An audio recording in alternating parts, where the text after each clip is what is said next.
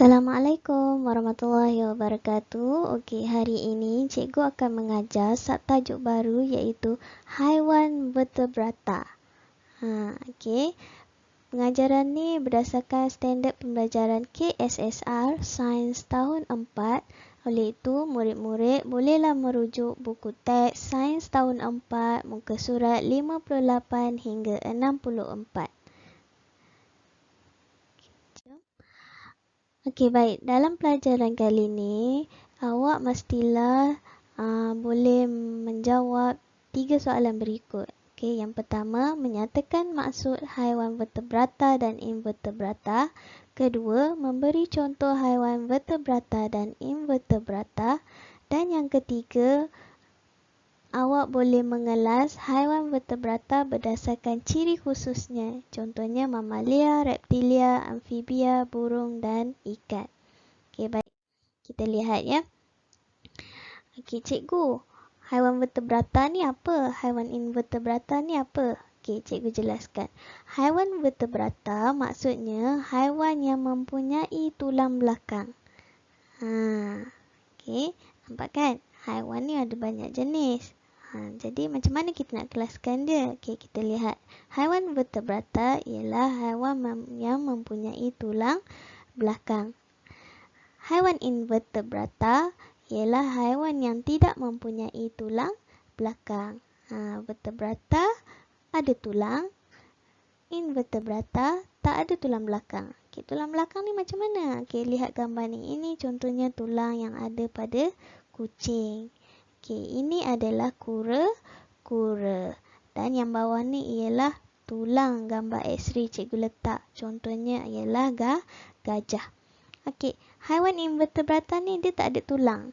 Dia tak ada tulang belakang. Contohnya macam serangga lah. Biasanya belalang, patung, okey, lebah. Tulang belakang ni tujuan dia untuk apa cikgu? Okey, tulang belakang ni tujuan dia untuk melindungi organ dalaman. Bila ada tulang, organ peparu tu kalau haiwan ni jatuh ke apa ke, sekali dia jatuh kan, tak adalah tertusuk benda tajam dekat organ dia sebab ada tulang. Okey, kedua, memudahkan pergerakan. Okey, selalunya haiwan yang ada tulang belakang ni kulit dia lembut. Jadi untuk memudahkan dia bergerak, dia kena ada tulang. Okey, bila ada tulang belakang ni, dia lebih senang bergerak. Okey, dan yang ketiga, untuk menyokong bentuk tubuh haiwan. Cuba bayang kalau gajah ni tak ada tulang. Kulit dia dah lah lembut. Kan? Kulit dah lembut. Tiba-tiba tak ada tulang. Apa jadi pada gajah? Nak bergerak pun awak rasa macam mana gajah bergerak kalau tak ada tulang? Kan? Jadi itulah tujuan tulang, menyokong bentuk tubuh haiwan supaya dia boleh berdiri tegak, dia boleh bergerak dengan kuat. Dia boleh berdiri dengan kuat. Okey, haiwan invertebrata.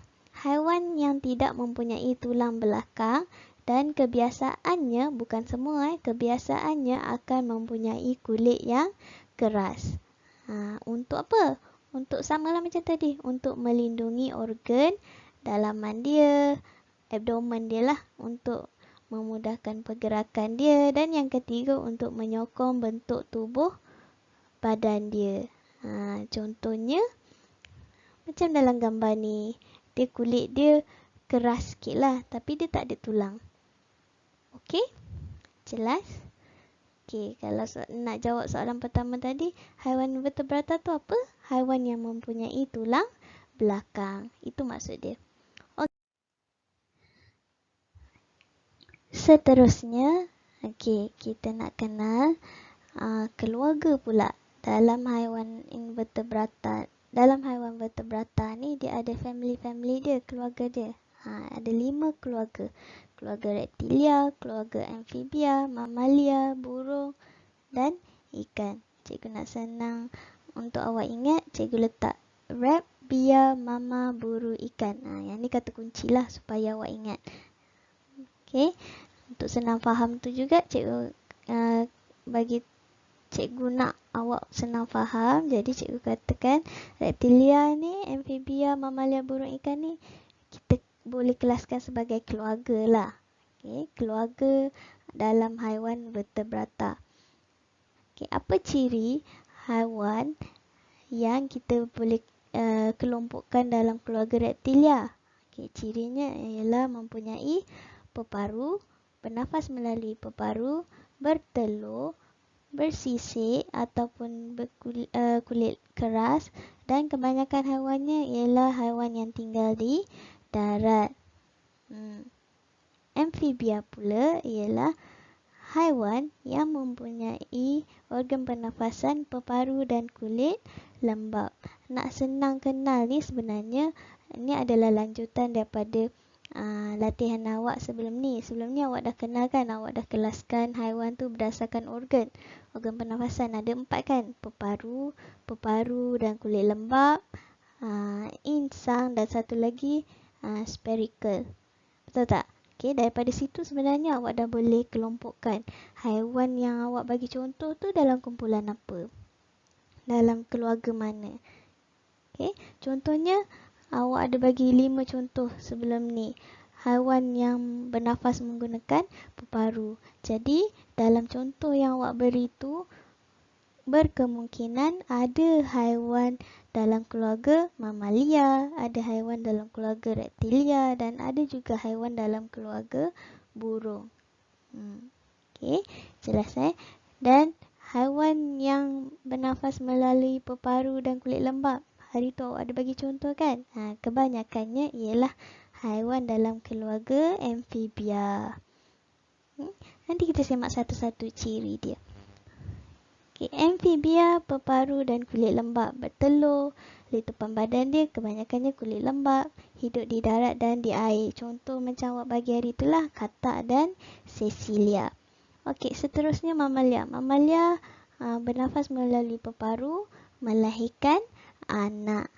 Ciri yang paling penting mamalia ni, dia melahirkan anak. Contoh awak letak gajah, lembu kan.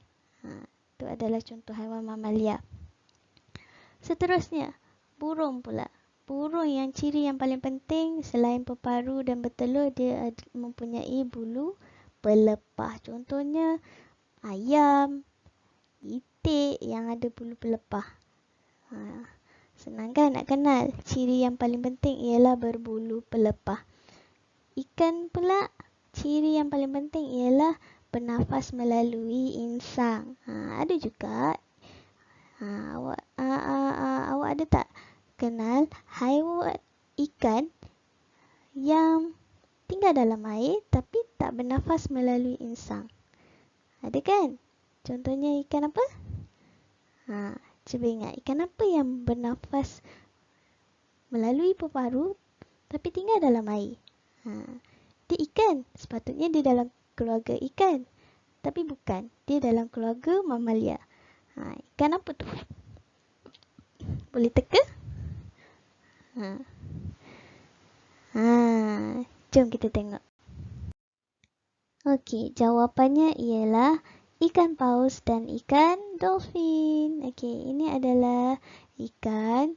Walaupun dia ikan, tapi dia lebih banyak mempunyai ciri keluarga mamalia. Sebab itu dia dikelaskan sebagai keluarga mamalia. Okey, iaitu bernafas melalui peparu dan melahirkan anak.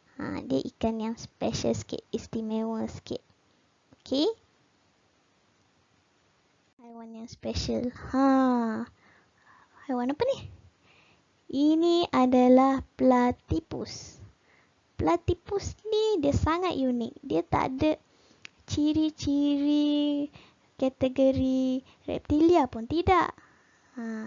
Sebab kalau reptilia, dia mestilah haiwan yang macam mana reptilia? Okey, bersisik. Okey, dia bukan reptilia. Okey, nak kata mamalia pun bukan.